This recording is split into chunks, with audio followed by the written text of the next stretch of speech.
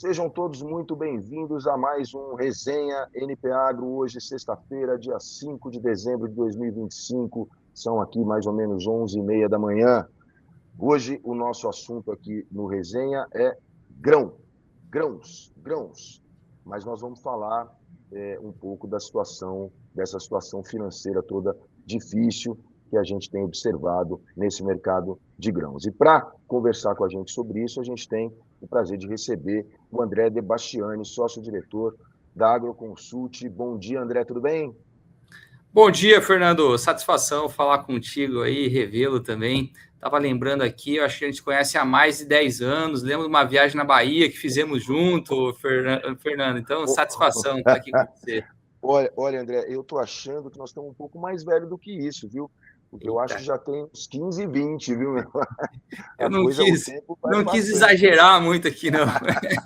O tempo vai passando, mas muito legal. Inclusive, a gente teve em Rally da Safra, né, promovido pela Agroconsult, a expedição técnica promovida pela Agroconsult, que é você que coordena, inclusive. A gente esteve junto, que é um trabalho muito bacana e serve para a gente entender com um pouco mais de profundidade o que acontece no mercado de grãos, para além de números de volume, de área, né, até de valor bruto da produção, que são os números que a gente está acostumado a trabalhar. E graças a essa experiência, né, André, você recentemente fez um post no LinkedIn, que foi o que chamou a minha atenção, e aqui por isso eu pedi, e você muito educadamente aceitou participar dessa conversa, porque você chamou a atenção, mais uma vez, a Agroconsult vem chamando a atenção para isso já há algum tempo, para a situação estrutural financeira da área de grãos. Né? Quer dizer, a gente está vindo de uma colheita recorde, né, na safra de 2024-2025, uma safra, inclusive, de recuperação de volumes. Claro que essa recuperação de volumes ela acaba até proporcionando uma receita bruta, digamos assim, maior para o campo. Isso não é ruim, evidentemente, mas o problema dos produtores é um pouco mais profundo. Não são todos os produtores, a gente também sabe disso, mas a gente tem hoje um problema estrutural maior. Né? Você chamava atenção para isso, né, André? Como é que você está vendo essa situação? Legal, Fernando. Bom, eu acho que é importante a gente ressaltar aqui que quando a gente olha para o resultado do setor, e principalmente olhando para os produtores, aí é importante a gente falar do resultado econômico e do resultado financeiro. E muita gente nem sabe diferenciar o que é o econômico e o que é o financeiro. E hoje o que está pegando mesmo é o financeiro do negócio agrícola. Por quê? Porque a gente vem de uma série aí de anos no qual a agricultura brasileira realizou muitos investimentos. Se pegar os últimos 10 anos, nós aumentamos a área de soja em mais de 15 milhões de hectares. Para você fazer 15 milhões de hectares a mais, significa que você está convertendo área de pastagens para agricultura, está fazendo investimentos em termos de perfil de solo, está fazendo investimento em máquina, em infraestrutura, em gente. E basicamente foi o Brasil que fez esse grande investimento ao longo dos últimos 10 anos. Ou seja, a agricultura brasileira, ela carrega o endividamento. Então, essa é uma realidade nossa. Nossa agricultura é endividada. E não tem problema nisso, né? Quando a gente está vendo as oportunidades econômicas do mercado, não tem problema, porque você está investindo, mas você está tendo o retorno. Acontece que, ao longo dos últimos 2 anos, e a gente vem batendo muito isso aqui na Agroconsult, junto com os nossos clientes, a situação financeira, ela deteriorou demais. Por quê? Porque a gente passou a ter uma combinação do endividamento alto, que a gente vem carregando, e todo produtor fez investimento ao longo dos anos. Claro que daí é importante, né, a gente distinguir, tem uns que fizeram muito mais, e de uma forma talvez não tanto planejada do que outros, mas todo mundo fez investimento, e a gente entra num cenário no qual margens são apertadas, né, o cenário de é superavitário para a maior parte das culturas, então isso tem um reflexo em termos de preço, e as margens que a gente está trabalhando agora são margens baixas. São negativas? Não. Por isso que eu falo que não temos um problema econômico, né? Ainda temos margens positivas, apesar de serem muito mais baixas do que a gente viveu 19, 20, 21.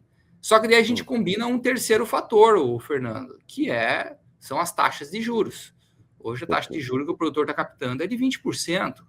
Então, a gente tem um endividamento alto, tem margens apertadas, mas um cenário de taxas de juros altas. Então, a gente vê, por vezes, que o produtor está pagando hoje, em termos de juros, basicamente é um arrendamento a mais. Coloca na conta aí 10, 15, até 20 sacos por hectare de juros, dependendo, claro, né, a situação de cada um deles. E isso nos leva numa situação de que não basta você pensar em alongar a dívida, não basta você pensar em vou esperar um ano melhor de preços, porque essa situação ela acaba não se resolvendo para muitos. E a gente tem que passar por alguma mudança, que é a mudança de você desalavancar, de você trazer dinheiro novo e conseguir equalizar, né, justamente essa questão financeira que talvez não estivesse tão presente nos nossos negócios como está agora.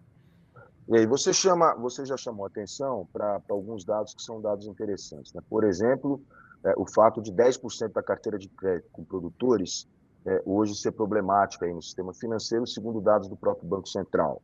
Acho que isso é uma coisa que já mostra um pouco da dimensão do problema que a gente está vivendo. Você citou uma palavra aí no meio da sua explicação, que foi alavancagem, né? Quer dizer, então nós estamos com uma alavancagem. A alavancagem é aquela relação de dívida com EBITDA, né? Nos últimos 12 meses, tudo mais. Tá. É uma alavancagem que está, em média, aqui na área de grãos, em 3 vezes, né? Quer dizer, então, que é uma alavancagem elevada. E isso significa, né, o André, que a gente não consegue mais, como talvez um dia a gente tenha... Se é que um dia a gente conseguiu, mas, enfim, a questão é, uma safra boa não compensa mais uma safra ruim, né? Se é que um dia compensou. Né? Quer dizer, se você tem uma alavancagem de 3 vezes, você chamava atenção. Você precisa de algumas safras para poder, de novo, né? Quer dizer, equilibrar essa situação financeira. Eu acho que, diante dos investimentos que você muito bem destacou aí, que o nosso agro fez nos últimos 10 anos, nessa área de grãos a gente teve investimentos realmente pesados, eu acho que é uma situação que realmente ela não vai ser resolvida de um dia para outro. Eu confesso a você, André, que eu esperava, até baseado nessa experiência, sabe que a gente está aí há mais de 25 anos fazendo isso, né? Quer dizer, eu esperava que a gente fosse chegar nesse fim de ano numa situação um pouco melhor do que a gente estava vendo. No entanto, os últimos números de inadimplência, de pedidos de recuperação judicial, quer dizer, isso tudo continua, esses números continuam muito elevados, né? Quer dizer, recuperações judiciais continuam crescendo, o número de pedidos continua crescendo, ou seja, o que a gente pode, olhando para frente, o que a gente pode esperar, né? E o que o produtor pode fazer ali, o que está ao alcance do produtor, o que ele pode fazer para melhorar, para acelerar essa melhora? Legal, eu acho que tem 2 pontos para a gente trabalhar aqui, muito em relação a esses números que você comentou, da situação atual, mas também a gente olhar para frente, né? Porque a gente não pode falar que é tudo desgraça, não, e o agro, acho que ele vive de ciclos, e os ciclos bons também vão vir. Mas vamos falar um pouco dos números que você havia comentado, né? Da situação atual, né? Da carteira de crédito do agronegócio. A gente pega lá os dados do Banco Central, a condição, e a gente tem um dado legal lá que a gente chama de ativo problemático, que é uma classificação que as próprias instituições financeiras fazem em relação às dívidas que vem carregando, e ela personaliza por produtor. Então, não é só aquela dívida que ela tem com o banco, mas é o negócio dele como um todo. Esse valor ele já chegou a 10% esse ano, classificando como ativos problemáticos, caiu agora um pouco ao longo desse último mês, veio para 8%, mas ele traz, eu acho que assim, um reflexo muito grande do que a gente vinha falando até então, que é essa questão de endividamento. E se a gente compara os mesmos números do Bacen, a gente vai ver, de um lado, o endividamento de 180 bilhões de reais, é mais ou menos isso hoje que a gente carrega de endividamento na agricultura brasileira, e faz o contraste em relação à nossa capacidade de geração de caixa, que vai ser algo em torno de 70 a 80 bi. Daí que sai esse número, que a gente fala do número médio, de 2,5 vezes a relação dívida-EBITDA, né? E, de novo, um cenário de endividamento muito alto. Agora, é todo mundo que tem essa situação? Não. Tem gente que tem a situação muito pior, vai carregar essa dívida em 7, 8 vezes, e tem gente aí com uma dívida menor. Vai mudar também um pouco regionalmente, né? Uma coisa a gente falar da situação do Rio Grande do Sul, falar do sul do MS, que em função das quebras de safras, carregam um endividamento maior. E daí a gente começa a entrar um pouco na solução, né? A primeira solução viria com uma mudança em termos de taxa de juro, que, sinceramente, né, Fernando, a gente não vai ver taxa de juro abaixo de 2 dígitos ao longo do ano que vem. Então, a gente vai continuar vivenciando um cenário de taxa de juro alto e com spread de risco ainda bastante elevado, porque ficou mais arriscado, sim, você dar dinheiro para o agronegócio, principalmente para alguns perfis. Então, isso não muda. Outra coisa que o produtor tem que ver e entender mesmo é muito qual que é essa relação dívida e capacidade de geração de caixa dele. Porque, que nem eu falei, para muitos não é o tempo que vai resolver. Para muitos, você vai ter que passar por um processo de desalavancagem. Como é que a gente desalavanca? Vendendo uma fazenda, trazendo dinheiro novo, trazendo investidor para o seu negócio. É assim que você consegue reduzir essa dívida. Porque, para muitos, deixar que o tempo resolva não vai funcionar enquanto a gente tiver taxas de juros tão elevadas. Eu acho que isso também é um contraponto com outras situações de quebra de safra que a gente passou lá atrás. Hoje a gente carrega essa dívida que eu digo que ela é muito cara. Agora, onde que o produtor tem que focar, talvez, que seja o caminho mais à mão dele? É buscar a eficiência operacional no negócio dele. E o que é eficiência operacional, né, Fernando? A safra 24-25, acho que ela trouxe algumas lições, porque a gente mostrou que o potencial produtivo das nossas lavouras é muito elevado. Nós tivemos um clima benéfico? Tivemos, sem dúvida alguma, o clima foi sensacional, tanto é que vários estados aí bateram o recorde de produtividade. Mas ele mostra também que a agricultura brasileira tem entrado num processo de maturação cada vez maior. E o que é essa maturação? É a gente conseguir utilizar tecnologia, a gente conseguir trabalhar o manejo mais adequado para que a gente busque essas altas produtividades. E daí, assim, estamos falando de produtividade média de soja de 60 sacos. Você sair dos 60 e ir para os 70 de média na sua fazenda e colocar 10 sacos a mais, e da mesma forma você ir aí para uma produtividade de milho de 130, 140 sacos na segunda safra, você muda completamente o resultado operacional. Você sai ali de uma margem de 14, 15% de margem operacional para uma margem de 30%. E quando você tem uma margem de 30%, fica muito mais fácil você fazer as adequações do seu caixa em relação à sua dívida. Então, tem um caminho aí que a gente está seguindo, o produtor tem feito, e que é buscar resultados acima da média. Isso nos protege muito desse ambiente atual. E, claro, é o suficiente? Talvez não, para muitos não. Mas a gente tem que estar preparado para conseguir surfar novos ciclos que vão vir. E quando a gente olha para o nosso longo prazo, né, o Fernando, a gente tem aspectos muito positivos ainda que não tenho dúvida alguma que o produtor brasileiro ainda de grãos vai conseguir tirar proveito ao longo dos próximos anos e daí sim equalizar essa relação aí dívida e EBITDA. Essa busca de eficiência, essa busca por melhores resultados, quer dizer, a gente tem é claro que sempre que a gente fala no agro, né, o agro não é um agro, né, são 1 milhão de agros, né, quer dizer, cada região, cada produtor, cada bioma, cada um tem a sua característica, né, quer dizer, então é claro que não dá para generalizar, mas voltando, né, quer dizer, essa busca de eficiência, de melhores resultados operacionais, tudo mais tal, isso de alguma maneira explica um pouco, porque eu já vi muita gente discutindo isso, quer dizer, poxa, mas a gente está falando de um cenário financeiro complicado, mas a gente está falando de um aumento de área na safra 25-26, né? Quer dizer, isso é um paradoxo? Não é um paradoxo, é normal? Reflete um pouco essa busca de quem está capitalizado, porque tem muita gente grande, muita gente trabalhando aí que está numa situação financeira redonda. Esse aumento de área reflete um pouco isso? Perfeito, exatamente. As situações financeiras do agro são muito díspares. Você vai ter, tanto regionalmente, quanto por questão de culturas também, ou até mesmo de modelos de negócio. Então, tem produtores que estão mais capitalizados, tem produtores que têm conseguido ter resultados operacionais melhores e têm aproveitado esse momento para fazer bons negócios, né, de consolidação da agricultura. Então, sem dúvida alguma, tem situações distintas.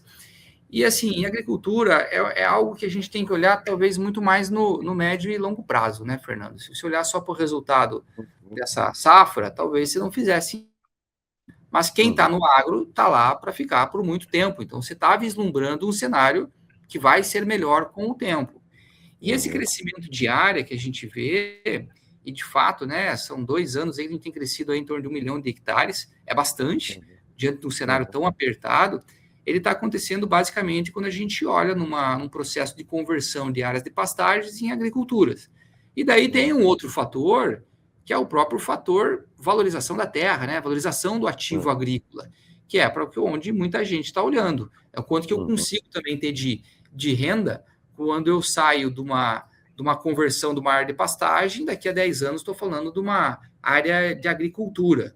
Se pegar, tem um dado interessante que a gente trabalhou até essa semana, a gente fez uma apresentação sobre isso, e que a gente mostra ao longo dos últimos 10 anos, né, para uma região específica, era lá o Vale do Araguaia, quanto que do resultado que o produtor teve ao longo dos últimos 10 anos vem, de fato, da operação agrícola e quanto que vem da valorização do ativo.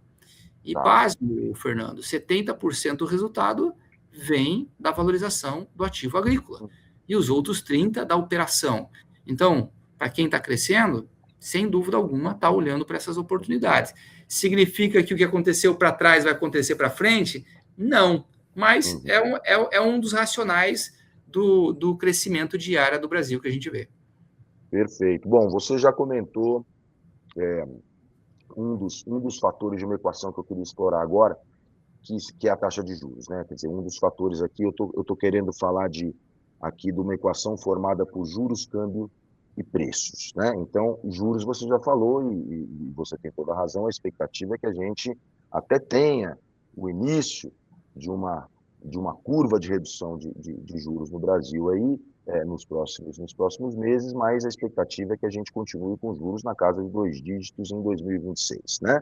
A gente está com um câmbio relativamente estável num patamar um pouco mais baixo, né, do que a gente já viu no passado.